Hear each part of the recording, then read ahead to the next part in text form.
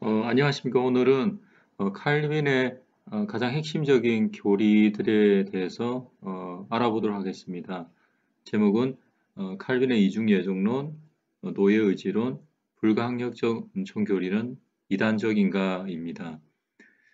노란색 하이라이트는 중요 표시고 또 붉은색 하이라이트는 매우 중요 표시입니다. 첫 번째, 1. 교회사에서 제대로 정립되지 않은 구원론. 4세기 이후에 콘스탄틴 황제의 기독교 공인 이후 박해는 끝나고 기독교 황제와 주교의 시대가 열렸지만 잠재되어 있던 이단의 문제가 불거졌습니다. 기독교는 교회 전체의 공의회를 수집해 교리 문제를 정립함으로 이단에 대치해 나갔습니다. 이제 기독교가 국교로 공인된 이후에 박해는 끝났지만 그때 이제 기독교 황제와 주교가 이제 중요한 시대가 되었습니다.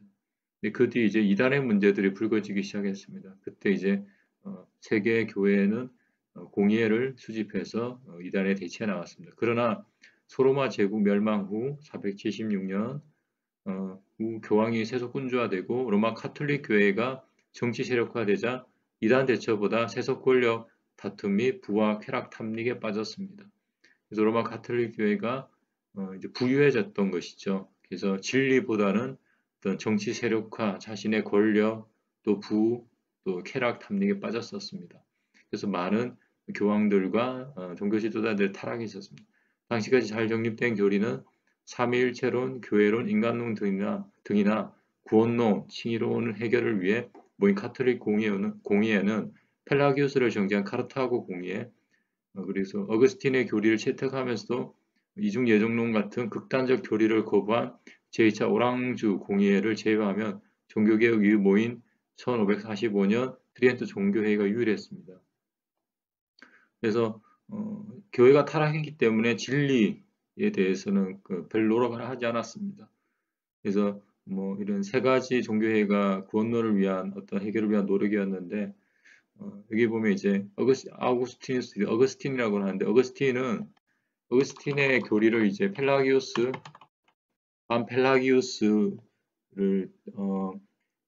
이기기 위해 정죄하기 위해서 어거스틴의 교리를 채택했지만 어거스틴의 교리 중에서 이중 예정론 같은 극단적 교리를 거부했었습니다. 오랑주 공의회에서 교회사에서 구원론을 논의한 시기는 5세기와 16세기로 이 두 시기 모두 펠라기우스주의 극단이 일어나자 교회는 하나님의 주권적 은총을 강조한 반대편 극단의 어거스틴 신학으로 이단에 대처한 시기입니다. 5세기와 16세기 때 이때 구원론에 관한 논쟁이 있었습니다. 펠라기우스주의 극단이 이때 일어났었는데 이것을 이제 정제하기 위해서 하나님 주권의 은총을 강조한 이제 어거스틴 신학, 이것은 이제 펠라기우스와 반대에 있는 극단입니다. 반대에 있는 극단을 이용해서 이 펠라기우스주의 극단을 대체했었습니다. 그러나 승리를 거둔 후에 루터란 교회는 루터주의 신학을 따른 교회죠. 루터란 교회는 그 신학을 다시금 성경적 균형으로 되돌리기 위해 성실한 노력을 기울인 데 비해 칼빈주의자들은 펠라기우스를 저지한 후 오히려 그 신학적 극단성을 강화했습니다.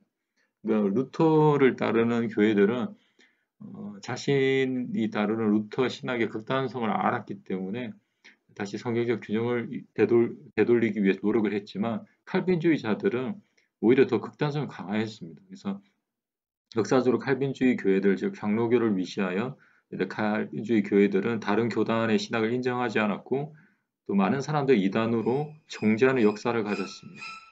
그래서 많은 신학자들이 그 교회들이 이단으로 칼빈주의자들에 의해서 정죄를 받았습니다. 그래서 칼빈주의 교회는 이렇게 다른 교단의 사람들을 이단으로 만듦을 통해서 자신의 교세를 유지해 왔다고 볼 수도 있습니다. 그래서 뼈아픈 어떤 역사를 가지고 있습니다. 루터 사후의 필립 멜랑히톤을 중심으로 루터 신학의 극단적 요소인 이중예정론과 노예의지론을 완화함으로 성경적 균형으로 되돌리는 노력을 기울였습니다. 그 결과 현재 루터란 교회는 루터 신학의 극단적 요소를 완화한 온건한 루터 신학 위에 서 있습니다. 그래서 루터 위의 지도자 유명한 신학자가 필립 멜랑히톤이었습니다. 이 사람이 루터 신학의 극단적 요소, 주류를 완화시켰고 지금 현재는 온건한 루터 신학 위에 루터 교회들이 대부분 서 있습니다. 하지만 칼빈 사후 칼빈주의자들은 테오도르 베자를 중심으로 칼빈 신학의 극단성을 강화하는 방향으로 형성해 갔습니다.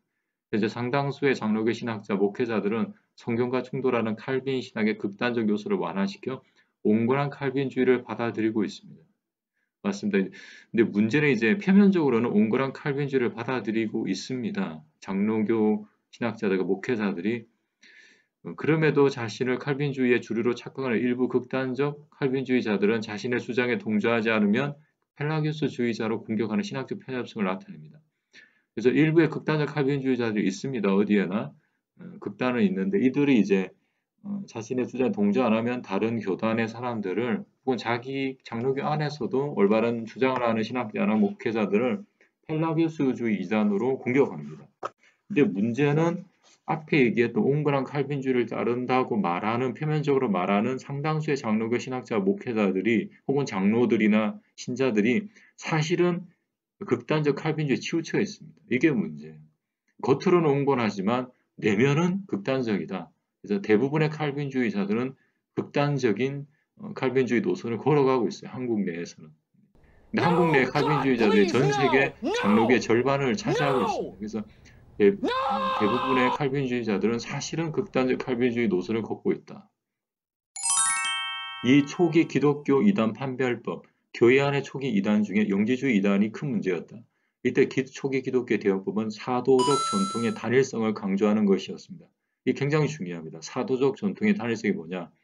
당시에서 성경을 해석하는 전통적인 권위 있는 방법은 오직 하나의 원천인 사도들에게서 직접 유래한 것이었던 전통의 단일 원천설이었습니다. 이는 사도들의 직접적인 전수나 그들의 서신들과 계승자들에 의해서 전해진 것이어야 한다는 것입니다. 그래서 이단들도 성경을 이용합니다. 근데 문제는 이단들은 성경을 자의적으로 해석하고 이상한 방법으로 해석을 합니다. 그래서 성경을 인용하고 이용했다고 이단이 되는 것이 아니라 그걸 어떻게 해석하느냐가 관건이라는 것이죠. 정통과 이단의 그 차이점은 성경을 어떻게 해석하느냐인데 그럼 어떻게 초기 기독교는 이것을 이단을 해석을 했냐면 사도들에게서 직접 유래해야 된다. 성경의 해석이. 그래서 사도들이 이제 직접 전수했거나 그 말을 직접 들었거나 혹은 그들의 서신들 혹은 그들의 계승자들이 있었습니다. 이게 속사도들이라고 하고 또 교부들이라고 했는데 이들에 의해서 전해진 것이어야 된다는 것이죠. 그거 이외에 다른 주장을 한다면 새로운 것이 나오면은 그것은 창작물이라는 겁니다. 이것은 정통적이지 않다는 거고 초기 기독교는 그렇게 봤다는 겁니다. 5세기의 유명한 신학자 빈켄티우스는 이단을 판별할 더 분명한 척도를 제시했습니다. 굉장히 유명한 신학자입니다. 빈켄티우스가 이를 빈켄티우스 카논이라고 합니다. 카논이 정경 이런 것이죠. 척도 이런 것입니다. 이런 참된 기독교 교리의 척도는 첫 번째 고대성입니다. 사도 시대로부터 믿음 교리해야 한다. 즉 예수님의 전수를 받은 사도들의 어떤 그 사도성이 있어야 된다는 겁니다. 고대성. 두 번째 보편성입니다. 어느 지역의 교회든 동일하게 믿는 것이어야 한다. 보편적이어야 된다는 거예요. 이제 캐톨릭이라고 그러죠. 보편성. 어느 로마 카톨릭 얘기하는 것이 아닙니다. 한 지역에 국한된 그런 주장이 아니라 어느 지역의 교회든 동일하게 믿는 것이 하는 것이죠. 예를 들자면 예수님이 하나님의 아들이다. 누구나 믿죠. 그런 것입니다. 세 번째는 일치성입니다. 모든 신자가 인정하고 믿어온 내용이어야 합니다. 일부의 신자의 주장이 아니라는 것입니다. 그래서 굉장히 오랜 예전부터, 올해 초기에부터 그리고 어느 지역의 교회든 모든 신자가 인정하고 믿어온 내용이라는 것입니다. 이 세 가지 기준입니다. 이단들도 성경을 자기식으로 해석하기 때문에 성경에 호소하는 것만으로 부족하고 성경을 바르게 해석할 척도가 필요한데 빈켄티우스의 콤모니토리라는 정통신학 교훈집에 이 세 가지를 제시했습니다. 3. 초기 기독교에 없던 이중 예정론 1. 빈켄티우스의 판단 빈켄티우스 카논을 제시한 빈켄티우스는 펠라기우스, 발렌티누스, 도나투스, 포티누스, 아폴리나리스, 네스토리우스, 오리게네스, 몬타누스 등의 이단성을 잘 설명해냈습니다. 역사적인 유명한 이단들입니다. 동시에 그는 신약 성경과 사도들의 가르침에는 결코 존재한 적이 없었던 단지 어거스틴이 주장한 이중 예정론, 노예 의지론이 극단적 교리임을 밝혔습니다. 즉 빈켄티우스가 어거스틴이 주장한 이중 예정론, 노예 의지론이 극단적 교리라고 밝혔습니다. 그는 이중 예정론과 노예 의지론은 어거스틴이 만들어낸 창작물이지 사도들과 교부들로부터 내려온 교리가 아니라 결론을 내렸습니다. 이 교리들은 참된 기독교 교리가 아니므로 기독교 공동체가 마땅히 배격해야 될 교리임을 천명했습니다. 어거스틴의 주장은 배격해야 된다. 참된 기독교 교리가 아니다. 그의 역사가 필립 샤프는 빈켄티우스뿐 아니라 당시 많은 교부들이 어거스틴의 교리들이 새로운 신학적 창작물로 여겨 배격했음을 밝혔습니다. 그 역사가인데 필립 샤프가 그때 다 하는 많은 교부들이 이 어거스틴의 이 교리들이 신학적 창작물이다. 사도들로부터 받은 것이 아니라고 배격했다는 것을 역사가가 밝혔다는 겁니다. 두 번째, 오랑주 공의의 판단. 529년 오랑주 AD입니다. 종교회의는 어거스틴의 이중 예정론이나 노예 의지론, 불가항력적 은총론은 기독교 교리에 포함될 수 없는 신학적 창작물로 여겨 성경적이고 사도적인 교리를 채택하기를 거부했습니다. 이게 세계 공의회입니다. 오랑주 공의회. 그래서 이때 어거스틴의 이 세 가지 교리에 대해서 신학적 창작물이고 성경적이고 사도적 교리로 채택할 수 없다고 거부했습니다. 세 번째, 아르미니우스의 판단. 제임스 아르미니우스는 네덜란드, 지금 칼빈주의자들이 굉장히 이단적으로 얘기하는 아르미니우스. 물론 이 사람의 주장이 완전하지 않았지만 한번 잘 보시기 바랍니다. 제임스 아르미니우스는 네덜란드 개혁교회의 가장 훌륭한 신학자. 개혁교회는 이제 칼빈주의 교회입니다. 가장 훌륭한 신학자 인정받아 네덜란드 국회 장학생으로 뽑혀 칼빈의 계승자 테오도르 베자의 수제자가 된 탁월한 칼빈주의 학자였습니다. 그때 당시에 최고의 칼빈주의 신학자였습니다.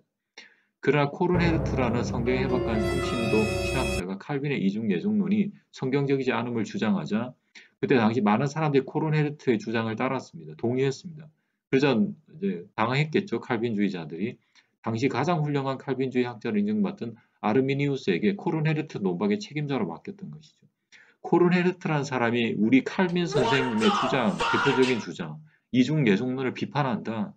그리고 우리에게 가장 똑똑한 아르미니우스에게 이 코르네르트 논박의 책임자로 맡긴 것이죠. 지금으로 보면 100분 토론 혹은 뭐 무제한 토론에 아르미니우스를 어떤 대표 주자로 내세운 건데, 근데 그가 성경을 연구해 보니까 성경과 교부시학을 연구해 보니까 코르네르트 주장이 맞는 거예요. 즉 칼빈과 그의 수제자 베자가 가르친 이중 예정이 성경에는 안 나타 있는 거예요. 교부신학에도 없는 거예요. 새로운 창작물임을 발견한 거예요.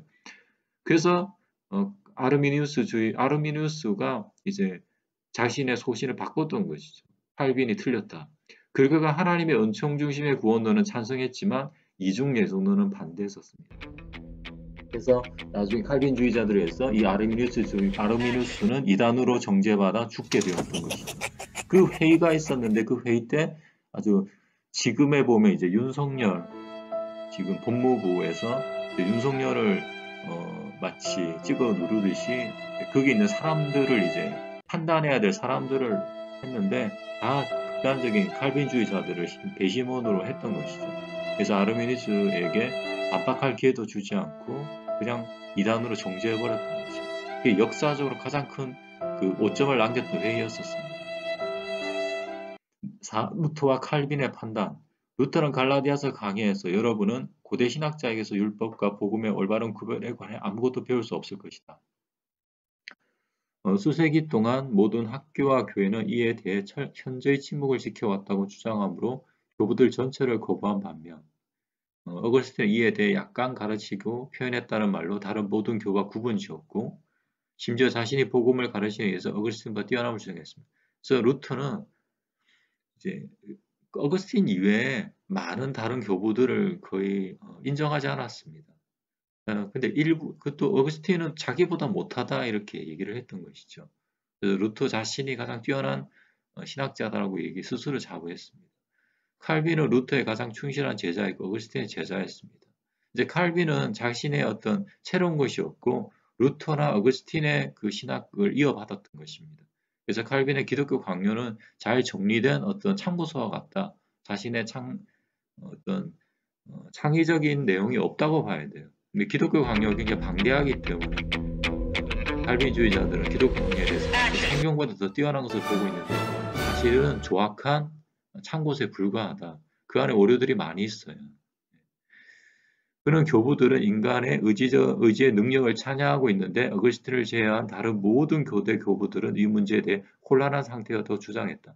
또한 그의 논문 예정에 관하여서 암브로우스를 이래 인용한 것 외에 다른 어떤 교부도 인용하지 않고 오직 어거스틴만 96개 인용하면서 어거스틴과 내 생각은 너무나 비슷하기에 만약 내가 예정에 관한 신앙 고백서를 작성한다면 나는 매우 기쁘게 어거스틴의 글에서 많은 내용을 인용할 것이다 라는 말로 자신의 예정론이 어거스틴의 예정론에 바탕을 두었음을 분명히 표현했습니다. 이 칼빈 또한 다른 교부들에 대해서 교부들이 어떤 주장을 했냐면 이 교부들이 구원에 있어서 인간의 자유의지를 인정했어요. 근데 거기에 대해서 칼빈이 비판한 겁니다. 그래서 어거스틴을 제외한 다른 모든 교대 교부에 대해서 혼란한 상태에 있었다라고 비판을 했습니다. 그리고 오직 어거스틴만 이제 예정에 관한 논문에서 인용을 했죠. 그래서 칼빈 또한 어거스틴의 충실한 제자였다. 그런 안타까운 주장을 했습니다. 자, 결론. 성경과 고교시대 전체에 걸쳐 노예의지론, 이중예정론, 불가항력적 은총을 가르친 사람은 오직 어거스틴뿐이었고 다른 모든 교부들과 사도들은 구원에서 인간의 자유의지를 인정했고 이중예정론을 가르치지 않았으며 불가항력적 은총이 아닌 가항력적 은총 또는 응답 가능한 은총을 가르쳤다고 누가 주장했느냐? 빈켄티우스, 오랑주 공의회, 제임스 아르미니우스, 요한 웨슬레 등이 판단했습니다. 근데 그 판단은 교회사적으로 볼 때 옳았다고 볼 수 있습니다. 무엇에 의해서? 사도의 어떤 단일 원천설이죠. 사도의 단일 원천설. 그래서 사도들이 주장하고 그들의 제자들이 주장했던 그 주장에 의하면 이 빈켄티우스나 오랑주 공의회, 제임스 아르미누스, 요한 웨슬레가 맞았다는 것이죠. 그리고 어거스틴, 루터, 칼빈이 주장한 노예의지론, 이중예정론, 불가항력 은총은 새로운 창작물에 불과하다. 물론 이런 어떤 극단적인 어떤 이론에 의해서 로마 카톨릭의 행위 구원론을 반박한 측면은 있지만 이게 지나친 극단이었다는 것이죠. 마치 손에 박힌 가시를 뽑기 위해서 손가락을 자른 것과 같아요. 손에 박힌 가시를 빼려면 아주 정밀하게 제대로 되게 조금만 찢어가지고 빼내면 되는데 루터나 칼빈의 종교개혁은 손가락 자체를 잘라버린 거예요. 그래서 가시를 없애는 것은 성공했지만 불구사로 만든 거예요. 그래서 그것이 그때와 이루어진 것이 아니라 그래서 이제 나중에 후대까지 지금에까지 한국교회에서 손가락을 잘라버리는 일들이 칼빈주의를 따르는 많은 교회에서 일어나고 있습니다. 그리고 이 점은 루터와 칼빈에 의해서 동일하게 입증된다. 그러므로 칼빈의 이중예정론, 노예의지론, 불가항력적 은총의 교리는 교회사적으로 전통의 단일 원천설로 볼 때 아까 주장했었죠. 초기 기독교의 이단 판별편, 전통의 단일 원천설로 볼 때 이단성에 가까운 편에 있다고 볼 수 있습니다. 그래서 일부의 극단적 칼빈주의자들, 하이퍼 칼빈이즘, 고 칼빈주의자들은 거의 이단에 가깝다고 볼 수 있고 또 상당수의 칼빈주의 교회, 장로교회 안에 혹은 침례교회 안에 칼빈의 이런 이 잘못된 교리들을 따르는 많은 사람들은 사실은 이단에 가까운 편에 있다고 볼 수 있어요. 그들이 자기와 다른 신학을 하는 사람들을 대놓고 이단이라고 얘기를 해요. 그들이 겉으로는 극단적 칼빈주의자가 아니라고 하고 온건한 칼빈주의자라고 하지만 그들 실제로 그들끼리 얘기 나눌 때 칼빈 위에 뭐 웨슬레라든지 아니면 다른 신학자들에 대해서 이단이라고 대놓고 얘기를 합니다. 그래서 지금 상당수의 칼빈주의를 따르는 많은 장로교 그리고 침례교 또 여러 교단 안에 그 신학자들 목회자들이 이단에 가까운 편에 서 있다고 볼 수 있고 이것이 결국 한국교회 타락의 근본적인 본질이었다고 볼 수 있습니다. 그래서 많은 성도들을 안심으로 이끌고 있어요. 그래서 너는 예수 믿다 고백하면 이미 이중예정론에 의하면 너는 택함 받았기 때문에 아무리 죄를 지어도 너는 버림받을 수 없어. 자살해도 너는 지옥에 갈 수 없어. 네가 아무리 노력해도 너는 노예 의지론이기 때문에 예수를 안 믿을 수 없어. 이렇게 되는 것이죠. 그래서 이 칼빈의 교리들로부터 구원파가 나온 것입니다. 구원파는 결국 선교사들에 의해서 한국에 온 선교사들에 의해서 만들어진 것인데 이들이 칼빈의 주장을 믿었던 것이죠. 철저한 칼빈주의자들의 뿌리를 두었다는 것입니다. 그런 구원파라는 이 열매가 맺혀져서 결국 대부분의 장로교회가 이 구원파적인 주장을 실상을 하고 있어요. 그래서 제대로 된 온건한 칼빈주의자들의 주장을 따르지도 않고 있어요. 그래서 안타까운 실정이다. 그래서 이거 진리를 알아야 된다. 그리고 칼빈주의자들이 전 세계 개신교 안에 5%가 안 돼요. 그 극단적인 주장을 하는 사람들은 1%가 안 됩니다. 그 1%가 99%를 이단으로 정죄하고 있는 것이에요. 마치 신천지가 굉장히 득세하는 지역의 사람들은 신천지 주장이 단 줄 알아요. 근데 신천지 밖에 있는 대부분의 사람들은 신천지를 이단으로 보는 것 같아요. 그래서 칼빈주의가 강하게 역사하고 있는 이 한국 교회는 칼빈주의의 본산지라고 할 수도 있어요. 그래서 여기서는 어떤 주장을 해도 다른 칼빈과 다른 주장을 하면 이단으로 정죄받은 그것이 바로 한국이라는 교회입니다. 그래서 이것을 좀 틀을 깨야 된다. 우리가 어떤 신천지의 중심부에 있듯이 칼빈주의 중심부에 있기 때문에 칼빈과 다른 주장을 하면은 이단으로 정죄하는 이런 현실 상황, 현타라고 그러죠. 현타를 좀 받아야 돼요. 그래야 자기도 천국에 가고 다른 사람을 이단으로 쉽게 정죄함으로써 성령 해방죄에 걸리지 않게 되는 것입니다. 이상으로 칼빈의 교리의 이단성에 대해서 살펴봤습니다. 감사합니다.